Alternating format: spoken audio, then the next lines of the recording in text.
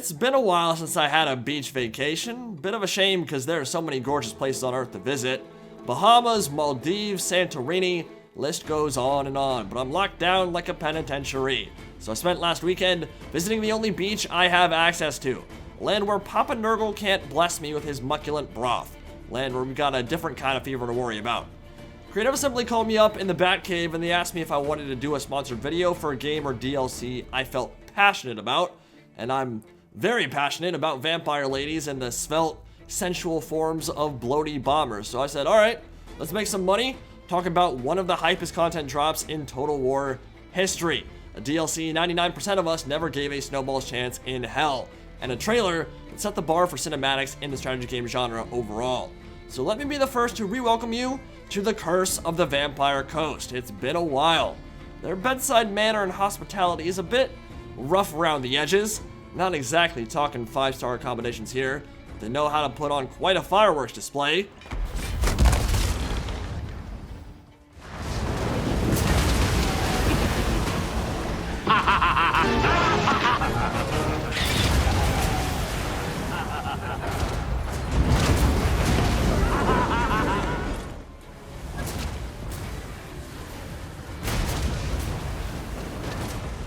They've got plenty of eye candy, of which Madam Captain Silastra Deerfan and bloated corpses are very clearly the dimes. And they have one of the craziest army rosters in Mortal Empires, which is saying a lot in a setting with Frankenstein ratmen, space laser dinosaurs, and demons from the void.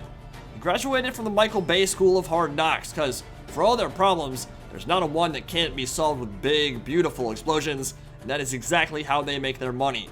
Overwhelming broadsides to put enemies down before they can ever sniff melee.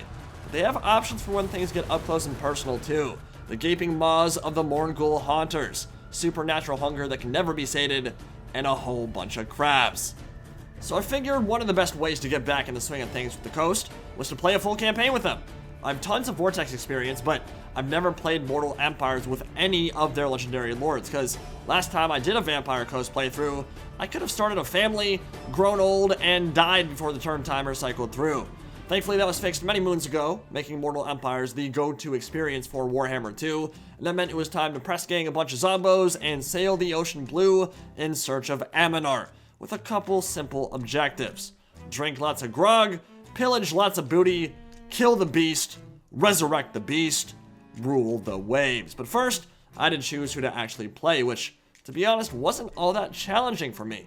Luther Harkin belongs in Arkham Asylum alongside King Shark and Joker. Dude's batty beyond belief, he's a cartoon character. Silastra's a ghost and still somehow manages to weigh more than anything else on their roster, and Aranessa smells like fish.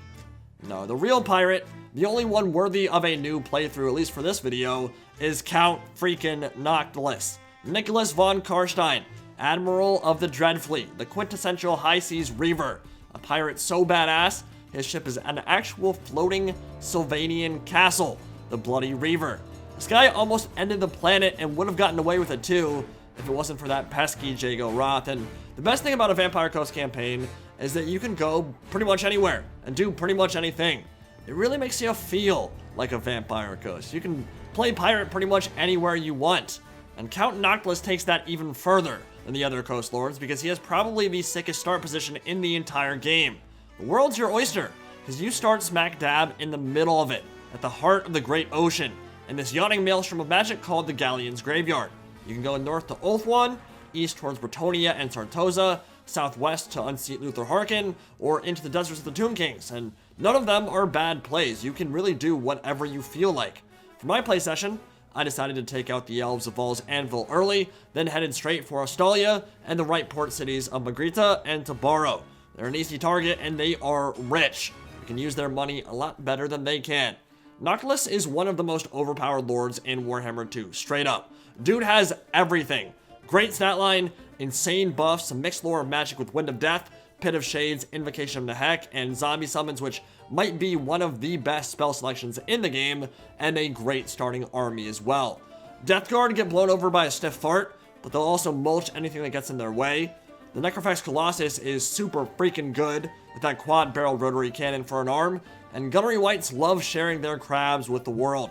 But what really sets Noctilus apart is his incredible doomstacking potential, and it's towards this dreaded Necrofex doomstack that we march today. But first, we gotta make some money, and the Dread Fleet is not without options on that front. They have some pretty OP ways to make that cash. Vampire Coves used to be completely stupid. They had no cooldown, no real cost or investment on the part of the player whatsoever. They just kind of printed money. But even after the nerfs, you can still plop them in the greatest port cities on the planet and watch the interest roll in. When your vampire ladies aren't smuggling and coving it up, they can dig for treasure, and all the while that bank account brings all the boys to the yard. Keep fighting battles and your economy will get bananas very quickly. And it's with this economic system, a blend of sacking, raiding, establishing undercities, and all that stuff, that you start to see this Frankenstein mishmash of features from a dozen other Warhammer races. The Vampire Coast have offices from the Empire and Wood Elves, horde gameplay from Chaos and Beastmen, uncounterable undercities, and a whole lot more.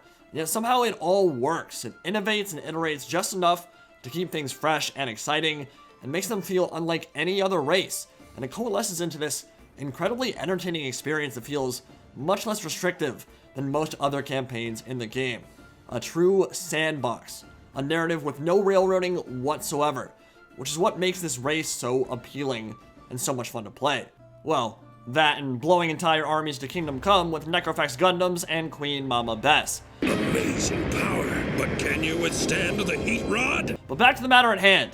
I want a Necrofex Colossus Doomstack. But before we can get to that point, we need fat stacks of cash, or at least that's what conventional wisdom would tell you. With Noctilus, you actually don't, but still, the sinews of war are infinite money.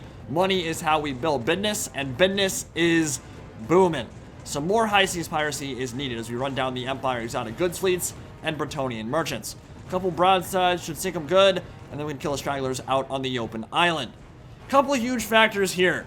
Nicholas von Karstein automatically grants a 20% upkeep reduction to Mobile Suit Gundams, but you can stack those juicy savings with the Fleet Secretary office, so Burke Black needs to reach rank 8, and then he can be promoted to that role. Back at Star Tower, after slaughtering Teclis and the Knife Ears, Noctilus has his ship wheel at tier 5 for an additional 15% upkeep reduction, combing and preservative, and Black Flag also giving upkeep reduction. So all told, even with supply lines bumping up their price, the Necrofex Doomstack has been recruited, and they're costing a meager 53 upkeep, about the cost of a morning cup of coffee. That's not even min-maxing it. If you're really trying, you can get it down to 0. 0 for Necrofex Colossus, one of the strongest single entity monsters in the game. So we now have a world-conquering Doomstack costing less than a Kia that could sink the HMS Victory in 5 seconds flat. There's not a whole lot that can withstand that kind of firepower in any Total War game, much less Warhammer, and we're doing it on a pirate's budget while swimming in the dough, which can then be reinvested elsewhere in our infrastructure and making the Galleon's Graveyard super pimp. Damn, it feels good to be a gangster. All us have to do, really, is take her out for a spin. And when the Colossi come knocking, best not answer the door.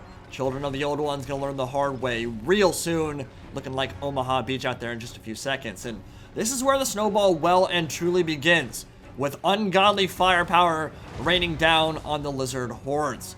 Now, what I haven't tested yet is how powerful AI empires become after, say, turn 200. In all my campaigns up to this point, on the Warden and the Paunch DLC, Greenskins have been confederating out the ass, forming an eastern bloc that completely dominates the Badlands and pretty much always hits strength rank 1. So I would imagine Grimgor and Du Bois can get pretty scary and might provide a late game threat, as will the Forces of Chaos as they sail up from the south. But for now, in the meantime, we're just going to be ambushing a bunch of Lizard Brain Temple Guard blobs as they repeatedly fall for our tricksy ambush traps. But there will come a time soon enough where we grow bored of Lustria and sail for greener pastures, or in this case, a slightly hotter beach vacation on the western coast of Nakara.